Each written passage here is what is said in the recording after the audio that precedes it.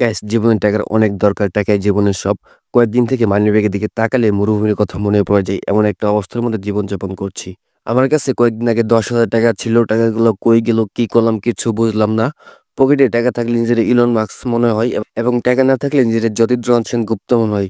যতীন্দ্রনাথ সেনগুপ্ত হচ্ছে বাংলার সবচেয়ে দুঃখীবাদী কবি। আর আজকে মান-সম্মান মাটি চাপা দিয়ে ছোট ভাই থেকে টাকা নিছি, কি আর করমু?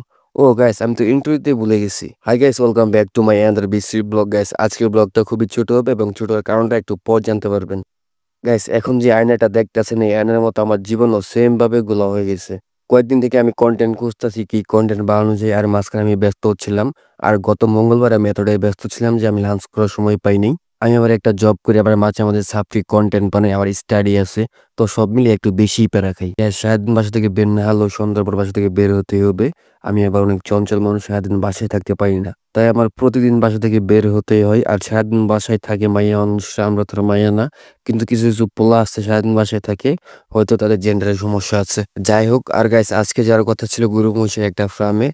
তো আমার এক ফ্রেন্ডের ফোন দিলাম, ফার্মে এখন যাওয়া যাবে নাকি? কিন্তু ওই আমাদের বলে যে ফার্মে তো এখন যেতে দেওয়া হয় না। আর ওই ফার্মে শুধু সিজনে ঢুকতে দেওয়া হয়, মানে কোরবানি ঈদের সময়। তাই আর যাওয়া হলো না। তারপর এক বন্ধুর বাসায় গেলাম, ওই আমাদের ওর মাছগুলো দেখাইলো। আর এই মাছগুলো ওর গার্লফ্রেন্ড ওরে গিফট করছে।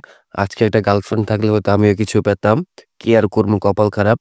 খালি কপালে দোষ দিয়ে লাভ নেই, চেহারাটাও খারাপ। এনিওয়ে তারপর মুড়ি খেলাম, মুড়ি খেয়ে ছাদে গিয়ে বন্ধুরে বুঝাইতাছি, মায়ের গো মন নিয়ে খেলা বাদ দাও। এত মাইয়া দিয়ে কি করবো, আমার একটা দিতে পারো? গাইস আই এম কিডিং, কারণ আমার জীবনে কোনো মাইয়া দরকার নেই, আমার জীবনের দরকার শুধু টাকার। আর গাইস আপনারা যদি কেউ কিছু আমাকে দিতে চান তাহলে টাকাটাই দিয়েন, কারণ পৃথিবীতে সবকিছুর অল্টারনেটিভ থাকলেও টাকার কোনো অল্টারনেটিভ নেই।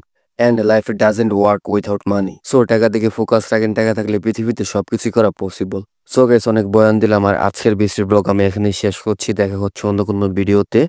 ততক্ষণ ভালো এবং সুস্থ থাকুন। আল্লাহ হাফেজ।